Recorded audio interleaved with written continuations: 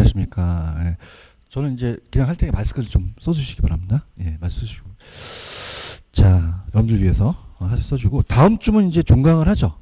종강을 해서, 일단은 다음 주는 이제 원장님하고 얘기를 해서, 다음 주에 감정평가 문제하고 제가 적중되는 문제를 또 갖고 올 거예요. 그러니까 다음 주는 꼭 나오시기 바랍니다. 그죠? 그래서 감정평가 요번에 나왔던 것 중에서, 적중되는 거랑 또 공시지가가 제가 예상되는 게 있거든요. 그죠? 그렇게 해서 드릴 테니까 다음에 꼭 나오세요. 그러니까 사회 모의고사를 풀고 나서 저가 다음 주는 정답 해설을 다 해드릴 거예요. 거기다가 이제 문제 계산 문제니까 어려운 문제도 해드릴 테니까 나오셔서 체크하는 걸로 할게요. 이해하셨죠, 그죠? 들어갑니다. 자, 3회 모의고사 만만치 않죠, 그죠? 만만치 않습니다. 그래서 일단은 그래요. 우리가 지금 테마 특강에 나와 있는 문제랑 조금 더 우리가 좀 더 해드리려고 해드린 거예요. 그러니까 좀 어려운 문제가 있더라도 좀 양해를 해주시고 이렇게 가도록 하겠습니다. 자, 우리가 이제 요거 저번에 받은 요거 우리 갖고 오셨죠? 그래서 같이 이제 보시도록 할게요. 자, 1번 문제는 테마로 가볼게요. 테마로 가시면은 31페이지 가시면은 테마 1에 복합 개념의 부동산이라는 게 있죠? 찾았습니까? 여기서 이제 우리가 시험에 나오는 거죠. 자, 그러면은 1번 우리가 들어가 볼게요. 1번 들어가면은 1번은 맞히셨나요? 맞히셨어요? 1번을 보시면은 가장 오는 건 4번이 맞죠? 그죠? 4번. 자, 4번에 보시면은 토지와 그 정착물은 광의부동산에도 속하죠? 그죠? 잘 할게요. 토지와 정착물은 협의만 들어가요? 광의에도 들어가요? 그게 키포인트가 돼요. 그게 키포인트가 되니까 꼭 협의라고 보시면 안 됩니다. 자, 토지 그 정착물은 협의부동산이지만 광의에도 들어갑니다. 그래서 광의부동산에 속한다. 정답 4번이 정답이죠. 자, 1번은 왜 틀렸냐면 협의부동산을 포함한 공시도안을 갖춘 독립된 거래의 개체로 인정되는 것은 중부동산이에요. 이거는 협의랑 합치니까 광의의 부동산이에요. 광의의 부동산이고 자, 그 다음에 어떻게 볼까요? 자, 이건 법률적 측면은 맞죠? 맞고요. 2번 토지는 생산지이기만 합니까? 소비지이기도 합니까? 소비지이기 하고요.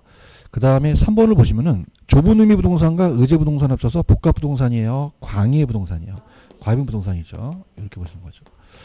자, 그 다음에 5번은 자, 제 프린트에도 있지만은 복합 부동산은 토지와 건물이 일괄이죠. 주상복합 건물은 구분해서 평가하죠. 그럼 정답은 몇 번이 정답이다? 4번이 정답이 되겠죠. 그렇죠? 그 다음에 자, 2번으로 이제 우리가 갑니다. 자, 2번은 이제 우리 요약 가시게 되면은 테마 특강을 넘겨보세요. 넘기시면은 자, 페이지로 가시면은 32페이지 있죠. 자, 따라해보세요. 토지의 용어. 박스를 이제 보시면은 자, 갑니다. 다음 토지 용어에 관한 설명 중 가장 옳은 거 되어 있잖아요. 자, 1번은 왜 틀었죠? 자, 일정한 시설물의 바닥 토지에 건축법에 건폐율이라는 게 들어갔죠. 이 제한으로 인해 한 필지 내에서 비어든 토지, 이런 건폐율이 나왔다는 뭐죠? 공지가 되겠죠. 공지와 공한지는 틀리죠. 이렇게 되고요. 그 다음에 2번은 이렇게 한번 보세요. 자, 필지는 그냥요 법률적이에요. 법률적. 하나의 지번이 붙는 등기등록단이고, 획지는 경제적이죠. 그럼 획지는 그냥입니까? 가격 수준이 비슷합니까? 그래서 요거는 경제적입니다. 요렇게 암기를 한번 해보세요. 편법인데, 자, 따라서 필지, 법률적, 리을이 들어가잖아요. 그죠? 리을이 들어가고, 자, 사람은 돈을 보면 그냥요, 획 가요. 이게 경제적이죠. 그죠? 이렇게 잡으세요. 이게 감정평가 시험에 나왔거든요. 그럼 필지하고 획지가 바뀌었죠. 바뀌었고, 그 다음에 3번에 가시면 건부지가 채용 상태가 아닌 경우는 일반적으로 건부준가가 원칙이에요. 건부감가가 원칙이에요. 건부감가가 원칙이겠죠. 감가 원칙이다. 이렇게 가지고 가시면 되고, 자, 4번은 왜 틀었죠? 나질한 토지의 건물 기타 정착물이 없고 지상권 등 토지 사용 수준을 제한하는 공법상의 권리가 설정되어 있지 않은 게 아니라 사법상이 되겠죠. 사법상이 되겠죠. 이렇게 보시면 됩니다. 그럼 몇 번이 정답이 됩니까? 5번. 법질한 법으로 소유할 뿐 활용식이 없죠. 그죠? 이렇게 해서 우리가 5번이 정답이다. 이렇게 가지고 가시면 되고, 자, 3번은 난이도가 있었어요. 근데 일반 재화와 비교한 부동산의 상품의 특성을 설명한 것이다. 틀린 것은 4번이 틀렸습니다. 들어볼게요. 토지는 개별성으로 해서 대체 원칙이 적용되기 어렵죠. 다 틀리니까. 그런가요? 근데 감정평가의 원칙적으로 감정평가의 원가법의 적용이 어렵다는 단어가 있나요? 자, 이건 뭐냐면 들어보세요. 원가법이 안 된다는 거는 자, 따보세요. 원가법. 자, 이 분필은 그냥요 만들어낼 수 있어요. 그러면 재생산 비용이 들어가고 감가가 되죠. 그러면은 얘가 10원 날라갔으면은 90원이 될 수 있잖아요. 자, 이렇게 원가법이 되려면 생산될 수 있고 감가가 돼야 돼요. 근데 토지는 생산할 수 있어요, 없어요? 부중성 때문이죠. 부중성 때문이고 토지는 감가가 됩니까, 안 됩니까? 영속성이죠. 그럼 이 두 가지 때문에 원가법이 적용하기가 어렵다는 겁니다. 개별성 때문에 어렵다는 게 아니죠. 이해하셨습니까? 그럼 우리가 특히 이제 부중성이 가장 맞겠죠. 부중성 때문에 토지는 원칙적으로 원가법을 추구하지가 않는다는 것이지 개별성과는 상관이 있다 없다? 없다는 거죠. 난이도가 있죠. 그죠? 보십니다. 자, 1번 개별성은 부동산이 동산과는 다른 시장 상황 및 가격 체계를 가질 수 있게 돼서 일물일가의 법칙이 성립 안 되죠. 맞고요. 영속성은 그냥요 오래 가요. 그럼 내가 가지고 있는 게 아니라 이용, 분리가 돼서 임대차 시장이 발달돼 있죠. 그러니까 소득이 자본이득 가능하고 인적성 때문에 물리적으로 연속돼 있죠. 연결돼 있죠. 5번 고가성 때문에 쌉니까? 부동산은 비쌉니까? 부채금융을 필요하죠. 시장 참여가 수가 제한돼 있어서 우리가 부동산 시장이 불안전하게 만든다. 정답은 몇 번이 들었다? 4번이 들었죠. 그래서 이제 여기 좀 난이도가 있어서 4번 문제는 쉽게 냈어요. 4번 문제는 정답은 몇 번이 정답일까요? 1번이죠. 갑니다. 여러분들 자 따라해보세요. 수요 감소. 공급성 규제를 하면 수요를 감소시켜요. 그래요? 근데 금리가 하락돼서 감소할까요? 금리가 오히려 상승이죠. 금리 상승이라고 해야 되죠. 이렇게 그럼 상승하기 때문에 수요가 감소한다. 대체 투자 대상이 호경기면은 내수요가 줄일 수 있죠. 그래서 몇 번이 정답이다? 1번이 정답입니다. 자, 2번은 주의 깊게 보실 게 대체 효과예요. 무슨 효과다? 대체 효과는 하나의 재화요, 다른 재화가 나와요. 그럼 아파트 임대료가 상승할 경우 대체 한계에 있는 다른 주택의 임대료가 상대적으로 하락하죠. 그럼 대체 한계에 있는 다른 주택의 수요가 증가하는 건 대체 효과가 맞죠? 그렇죠? 이렇게 보시고요. 그 다음에 자 수요의 변화예요, 수요량의 변화예요. 그러면 가격이잖아요. 그럼 당해 부동산의 가격 변화니까 수요 곡선상의 점의 이동이 되겠죠. 가격 상승을 기대해요. 그럼 사는 사람들은 수요를 늘릴 수 있죠. 근데 지금 매도하는 사람들은 또 거래를 미루니까 공급을 감소시킬 수도 있죠. 그러면 어떻게 돼요? 이 기대감도 수요뿐만 아니라 공급의 변화 요인에 들어갈 수는 있는 거죠. 그런가요? 자, 기업의 목표 향상, 정부 보조금 증가, 매도자 수 증가는 뭘 증가시키죠? 공급을 증가시키는 거죠. 이해가셨습니까? 이렇게 보시면 됩니다. 자, 그 다음에 이제 5번 문제 들어가도록 하죠. 자, 5번 문제는 지금 여러분들 여기서 균형을 먼저 구하셔야 돼요. 뭐부터 구해야 된다? 균형. 자, 균형은 이제 제가 여러분들한테 팁을 드리면 이렇게 가세요. 자, 우리가 QD는 얼마예요? 8000 마이너스 CP. QS는요? 2000 플러스 CP. 자, 이걸 같게 하면요. 하나가 넘어가니까 합쳐져요. P는 모으고 숫자는 빼는 거는 거겠죠. P는 모으니까 20P가 되고 숫자는 빼니까 6000이 되죠. P는 얼마가 됩니까? 300이 되죠. 그럼 300과 양은 얼마가 되죠? 5000이 되겠죠. 집어넣으면은. 근데 최고 가격이 얼마로 최고 가격을 통제했죠? 400이죠, 400. 찾았습니까? 그럼 400을 통제했다는 거는 그냥요, 가격을 올린 거예요. 그러면 못 올리게 한다는 건 의미가 없는 거죠. 그럼 다른 데 300 받으면 얘는 다시 400 받으면 우리가 300으로 다시 오겠죠. 그러면 아무런 변화가 없다가 정답이 되는 겁니다. 아시겠죠? 그래서 이거는 반드시 초과 공급이 나오면 된다, 안 된다? 안 됩니다. 초과 나오면 안 돼요. 그죠? 무슨 말씀인지 아시겠죠? 그죠? 아무런 변화가 없다가 나오게 되죠. 정답은 3번이 정답이 되겠죠? 이렇게 잡으시면 되고요. 그 다음에 6번으로 이제 들어가도록 하겠습니다. 자, 6번도 이제 그 테마식으로 이제 가보겠는데, 자, 6번을 보시게 되면은, 자, 역으로 한번 물어볼게요. 이제 답은 다 받으셨나요? 안 받으셨어요? 안 받았어요? 없어요? 그러면 답을 한번 불러드릴까요? 그냥 해요? 소심하세요. 자, 할게요. 아, 이거 제가 틀린 거, 맞은 거 봐야 되니까, 그죠? 근데, 그냥 갈게요. 자, 궁금하시지도 않으세요? 그래? 자, 6번으로 하겠습니다. 6번 할게요. 자, 가장 옳은 거 돼 있잖아요. 가장 옳은 거 돼 있으면은, 이거로 물어볼게요. 그럼 정답은 몇 번이 가장 맞을까요? 4번 맞습니다. 그죠? 이렇게 한번 물어볼게요. 4번 맞습니다. 맞추셨네요. 1번은 왜 틀렸을까요? 그렇죠. 수요는요, 원자재 가격이 들어가면 안 돼요. 그죠? 그러면 1번은 왜 틀렸다고요? 원자재 가격의 하락이라는 거는, 자, 이건 그냥입니까? 공급 증가입니까? 수요는 전혀 상관이 없는 거죠. 그런가요? 핵가족화 가구가 분리되고 인구 증가, 자, 대체재 가격이 상승하면 수요가 증가하죠. 맞고요. 그 다음에 2번은 왜 틀렸을까요? 그러니까 보완재가 아니면 대체재가 되겠죠. 왜냐하면 하나의 재화 가격과 다른 재화가 같이 움직여요. 그죠? 그럼 한 재화 가격이 하락하면 다른 재화 수요가 감소한 건 대체재가 되겠죠. 그런가요? 그럼 2번 보완재예요. 이건 대체재예요. 대체재가 되겠고, 자, 어떤 지역이, 자, 3번이 좀 어렵습니다. 난이도가 있는데요. 들어보세요. 어떤 지역에 아파트 가격이 상승했죠. 그죠? 그럼 자, 일로 와보세요. 만약에 가격이 상승했으면은, 자, 가격이 상승했으면 양을 줄이는 게 정상이잖아요. 근데 희한하게 그냥입니까? 아파트 수요가 증가했습니까? 그러면 가격 상승 외에 다른 게 움직였다는 거예요. 그죠? 그럼 가격이에요? 가격 이외예요?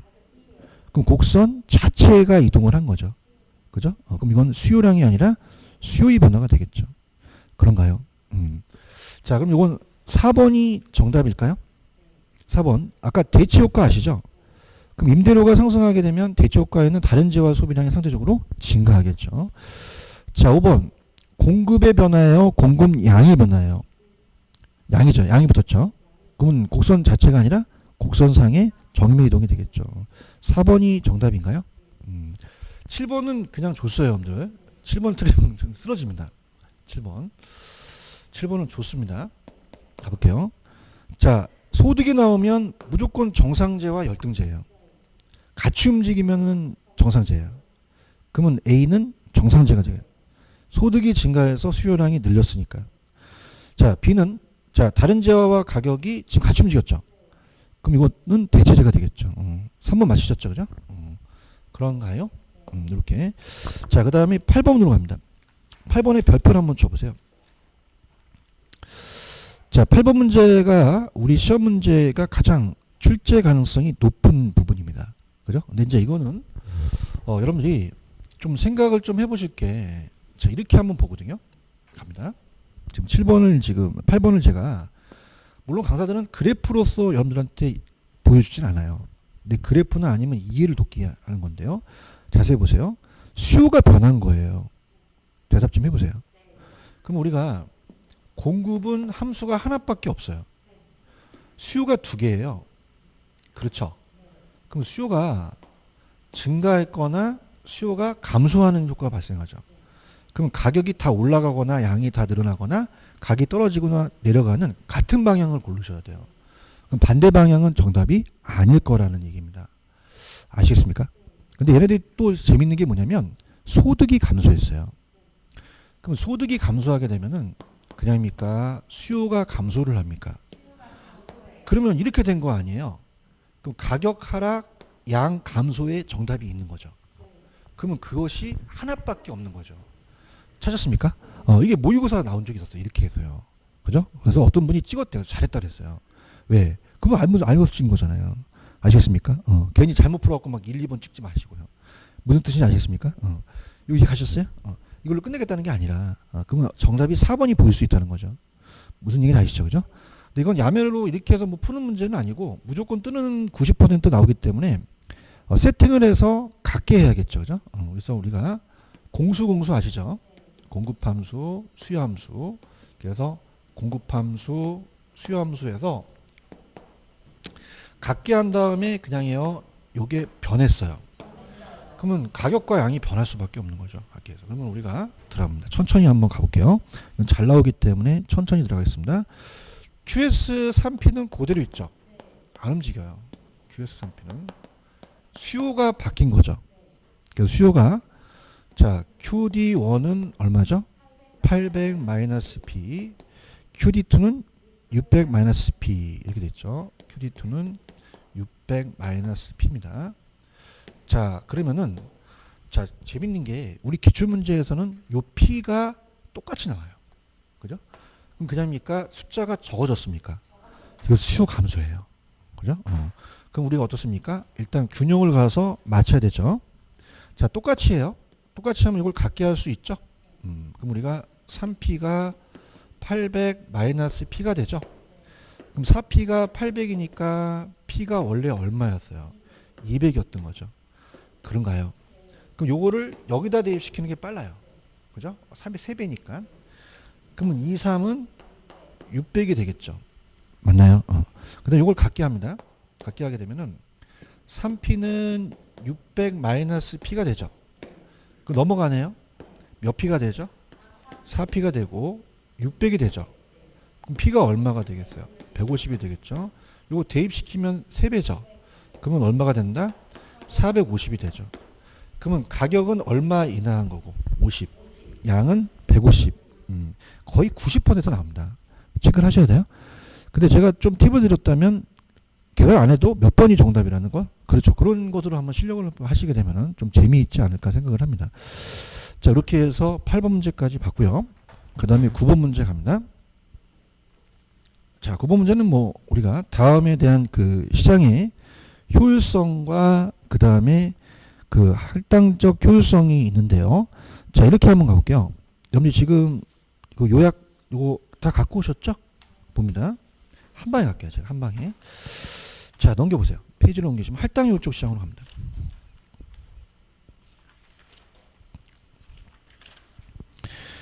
이 자료는 잘 이용하고 계시나요?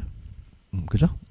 자 그래서 어디 있냐면 페이지 가시면 우리가 40페이지로 한번 가보세요. 40페이지로 가시면은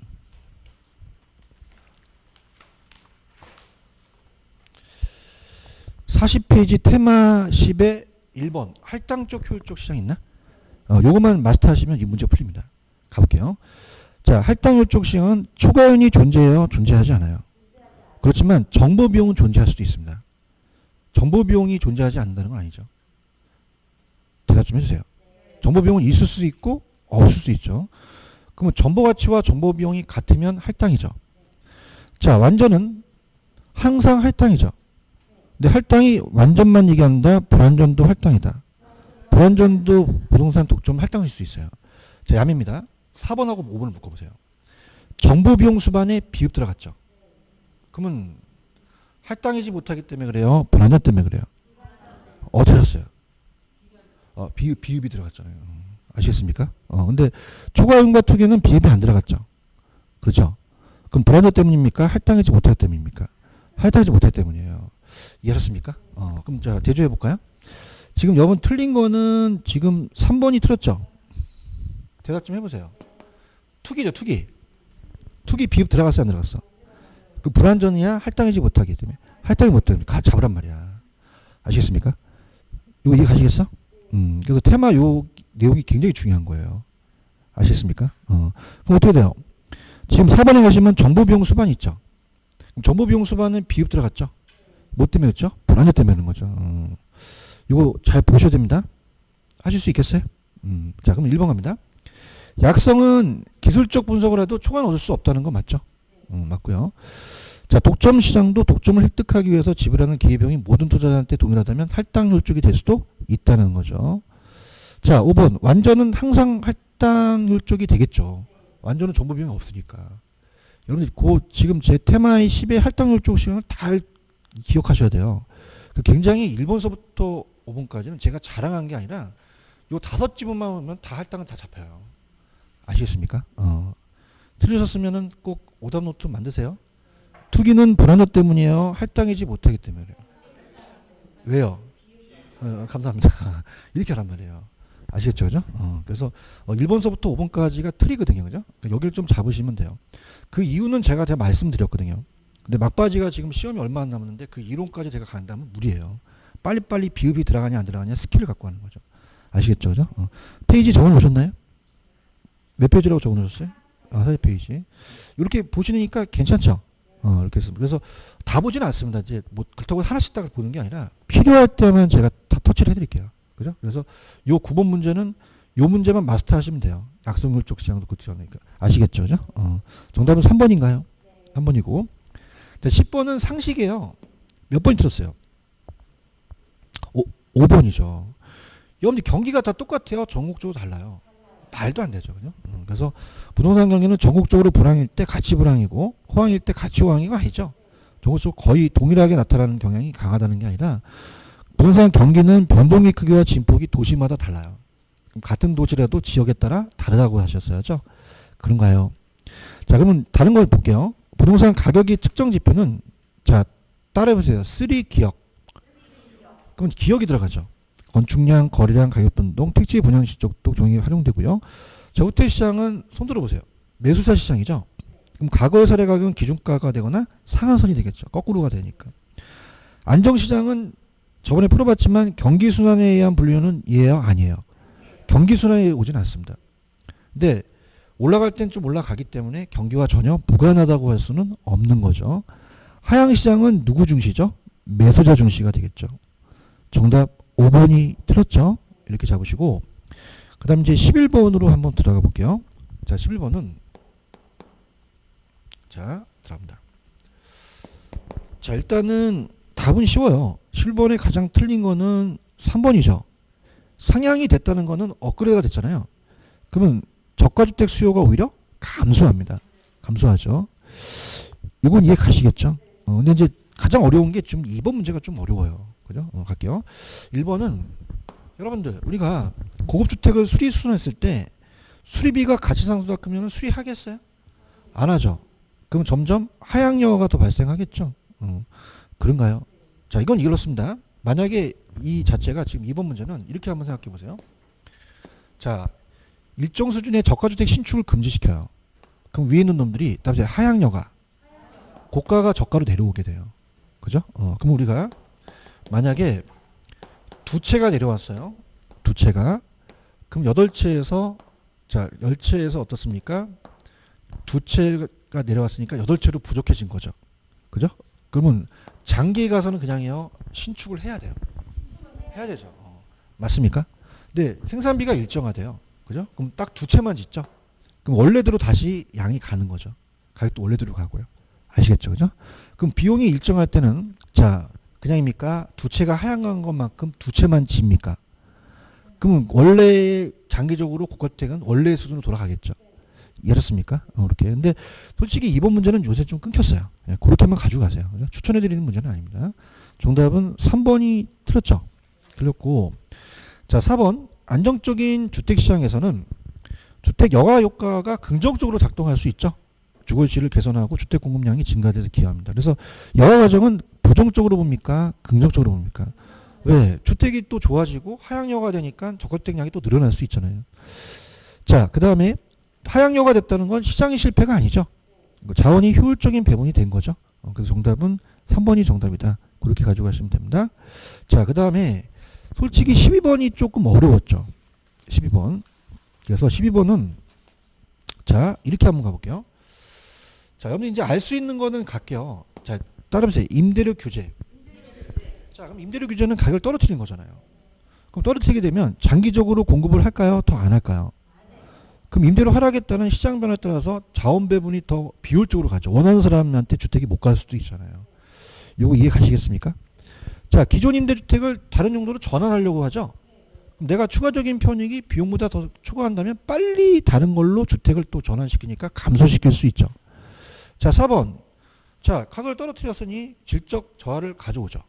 그 다음에 암시장 같은 음성적인 지불을 하기 어려운 저소득층들에서 임대주택 구하기가 더 어려워질 수 있다는 거죠. 무슨 말씀인지 아시죠? 자, 이렇게 해볼게요. 자, 여러분들이 이게 좀 어려워하세요. 들어보세요. 자, 따라서 단비장탄. 단기는 탄력적, 비탄력적. 장기는 탄력적이에요. 그러니까 장기 가서 더 많은 초과 수요가 발생될 수밖에 없죠.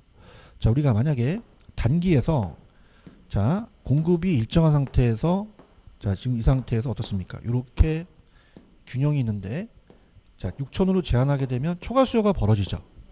그럼 10개에서 한 15개니까 5개밖에 안 들어져요. 근데 장기는 그냥요. 공급이 감소해 버려요.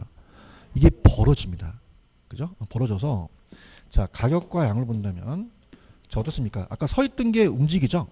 움직여서 아까 이렇게 해서 만약에 7천에서 6천 되면은 요것밖에 안 벌어졌어요. 근데 공급이 감소하니까 어떻게 되냐? 이렇게 돼 버려요. 자, 그럼 생각해 보세요. 그냥입니까? 공급을 더 줄입니까? 줄이죠. 줄이고 더 초과 수요가 더 벌어진다는 거죠. 그럼 어디에서 더 초과 수요가 많이 벌어집니까? 장기에서 더 벌어져요. 그렇죠? 왜냐하면 장기는 그냥요 탄력적이에요. 그럼 더 많이 줄이기 때문에 그런 거죠. 맞나요? 그럼 자, 그럼 정답은 3번이 정답인가요? 그럼 임대주택에 대한 초과 수요를 발생시킨다는 거는 어떻게 돼요? 장기적으로 실제 임대주택 감소할 우려가 있으므로 단기로 시행하는 게 타당성이 있는 거죠. 맞습니까? 근데 5번이 가장 어려운 게 자, 따보세요. 비탄력. 비탄력 쪽일수록 그 유효성이 커진다는 얘기예요. 자, 무슨 말이냐? 들어보세요. 자, 여러분들 비탄력적이라는 거는 그냥요 곡선이 가팔라요. 그러면은 이렇게 되는 거죠. 그죠? 그럼 자 보세요. 자, 이게 벌어질수록 초과 수요가 더 벌어진다는 거는 공급이 더 부족하다는 거거든요. 자, 보세요. 자, 요 빨간색은 그냥요 비탄력적이에요. 자, 그러면 공급을 잘 줄입니까? 못 줄입니까? 못 줄여요. 못 줄여서 자, 지금 여기까지 딱 어떻을까? 2개밖에 못 줄인 거죠. 그죠? 수요도 딱 12개, 딱 4개만큼 초과 수요가 벌어진 거죠. 근데 장기로 가서는 그냥요 탄력적이에요. 그럼 얘네들이 더 공급을 줄여버립니다. 그럼 공급이 더 줄여지고 수요는 더 늘으려고 하니까 이게 벌어진다는 얘기죠. 그럼 오히려 비탄력적일수록 효과가 있다는 얘기예요. 이해하셨습니까? 그래서 5번 문제가 가장 어려운 겁니다. 그럼 어떻게 돼요? 규제를 쓸 때 임차인의 수요의 임대료에 대한 탄력성이 어떻게 할수록 임대인도 비탄력적일수록 그 유효성이 커진다는 거죠. 그런가요? 그래서 정답은 몇 번이 틀렸다? 3번이 틀렸죠. 이해하셨죠? 이렇게 잡으시고 그 다음에 이제 13번 자체에 우리가 이제 응용 문제인데요. 옛날에 풀었던 거 들어보도록 하겠습니다. 자, 13번에 가시면 변동이자를 결정할 때 고려해야 될 설명 중 틀린 거 이렇게 되어 있습니다. 여러분들. 자, 일단은 틀린 거는 몇 번일까요? 한번 이렇게 손으로 한번 이렇게 3번입니다. 3번이 틀렸습니다. 자, 왜 그러냐면요. 보세요. 자, 따보세요. 차용인. 차용인은 차입자예요. 그러니까 이렇게 보세요. 자, 저를 같이 갑시다. 편안하게 들어보세요. 변동은 바뀌잖아요. 그죠? 그럼 은행 입장에서는 조정주기가 어떻게 할수록 좋을까요? 그렇죠. 빨리빨리 바뀌니까. 근데 차입자는 어떻게 돼? 길수록 바뀌는 게 좋거든요. 맞습니까? CD가 3개월이잖아요. 그보다 더 짧은 1개월로 한번 해보세요. 그럼 누가? 차입자가 부담이 커지겠죠. 응용 문제예요. 아시겠습니까? 몇 번 정답? 자, 무슨 금리예요 지금? 그러면 금리보다 CD보다 더 짧은 걸 하면은 이건 대출자가 날아가는 거죠. 그럼 우리가 어떻습니까? 아니, 대출자가 아니라 차입자가 더 손해죠. 그러면 금리 사용해서 차용인의 금리 위험 부담은 더 늘어나게 되겠죠. 이해하셨습니까? 이렇게. 자, 1번 변동금리는요. 기존금리와 뭘 더한 거죠? 가상금리를 결정한 거죠. 그런가요? 그럼 기준금리가 바뀌잖아요. 기준금리가 시중금리로 대표하는 수익률이죠. 자, 일반적으로 대출일 기준 시점의 이자율은 어떤 이자가 더 커요? 고정이 더 크죠. 그죠? 고정이 또 우리가 인플레를 고려해야 되니까. 맞습니까? 그럼 우리가 쉬어가는 코너예요. 자, 따보세요. 고정, 변동. 어떤 금리가 더 크다? 고정금리가 더 커요. 그죠? 우리 인플레를 가산해야 되니까. 그죠? 제가 그래서 추석 때 1서부터 9까지 봤더니 이건 9%랑 좀 따보세요. 9%.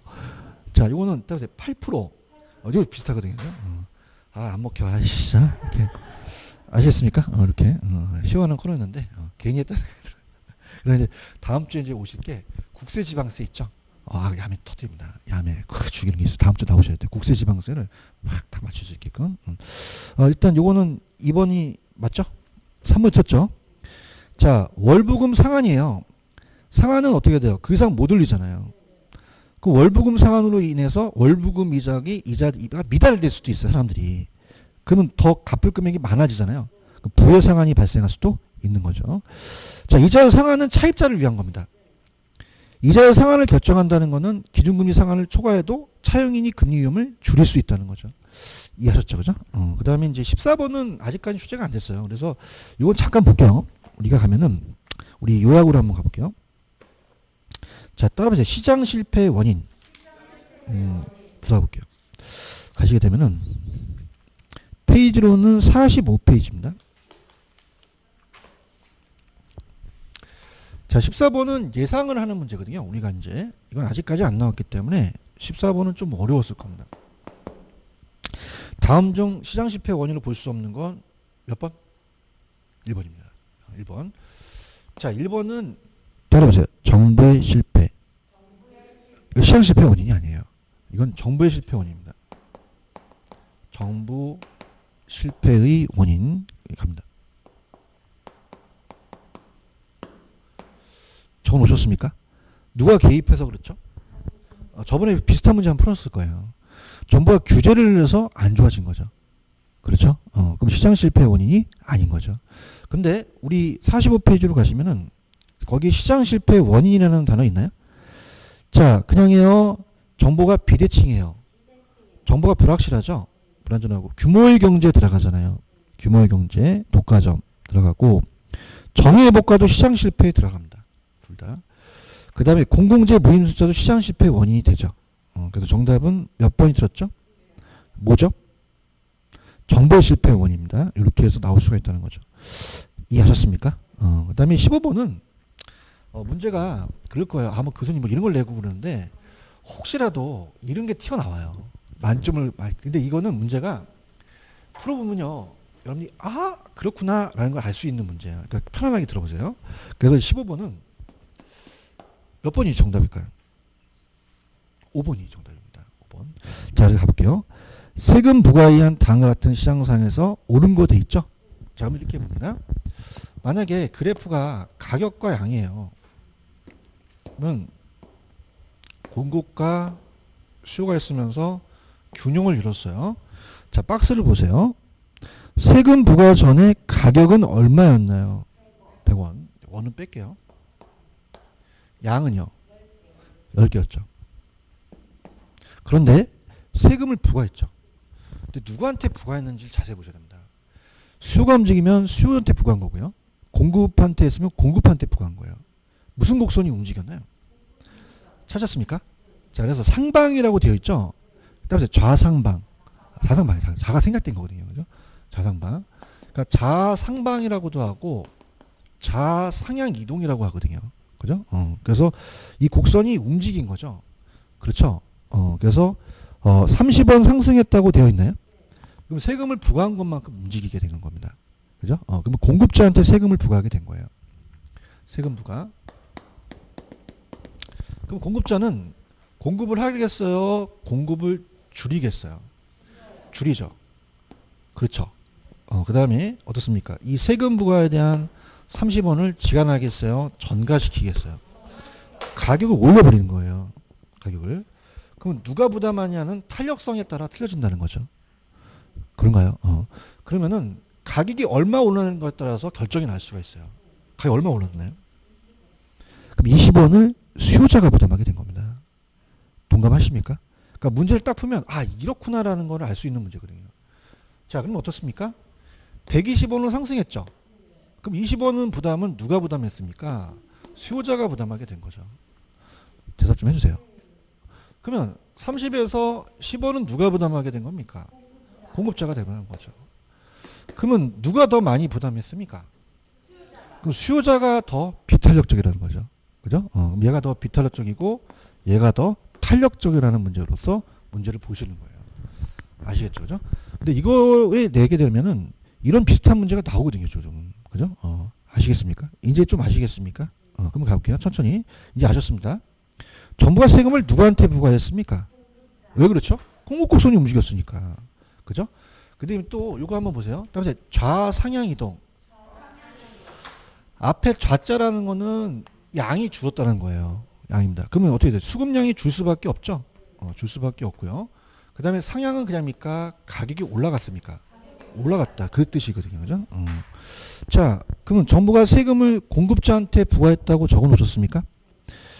자, 그러면은 납세자는 공급자가 돼요. 또 공급자한테 부담했으니까.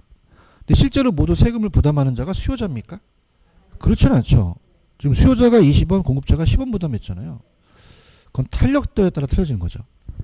자, 그러면 정부가 부과된 세금은 얼마입니까? 어제 잘한다 이제. 수요자가 얼마 부담했습니까? 깜짝아, 이제 잘한다. 공급자는요. 이렇게 되는 거죠. 그러니까 풀고 나서, 그러니까 이거는 제가 여러분들을 장난치는 게 아니라 풀고 나서 아 이렇구나. 이런 것을 알라고 하는 문제지 그 응용 문제예요.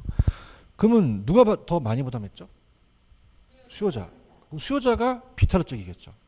수요자가 기울기가 가파르겠죠. 그런가요? 그러면 수요 곡선의 기울기가 공급보다 가파르다는 것은 비탄력적이라는 의미라는 거죠. 무슨 말씀인지 아시겠죠? 이렇게 해서 보시면 됩니다. 이거 이해 가시겠습니까? 그래서 5번이 정답이다. 이렇게 보시면 돼요. 이해 가셨죠? 그 다음에 16번으로 이제 들어가보도록 할게요. 자, 16번은 자, 넘겨보세요. 우리 하페시안 같이 오래간만에 가봅시다. 할인연금 수지 분석법입니다. 그래서 우리 교재로는 자, 페이지로 가셔서 교재로 가죠. 자, 페이지로 가셔서 교재로 가시면은 자, 넘겨보세요. 쭉 넘기면은 할인연금 수지 분석법 찾아볼게요. 할인연금 수지 분석법. 자, 그래서 페이지로는 58페이지입니다.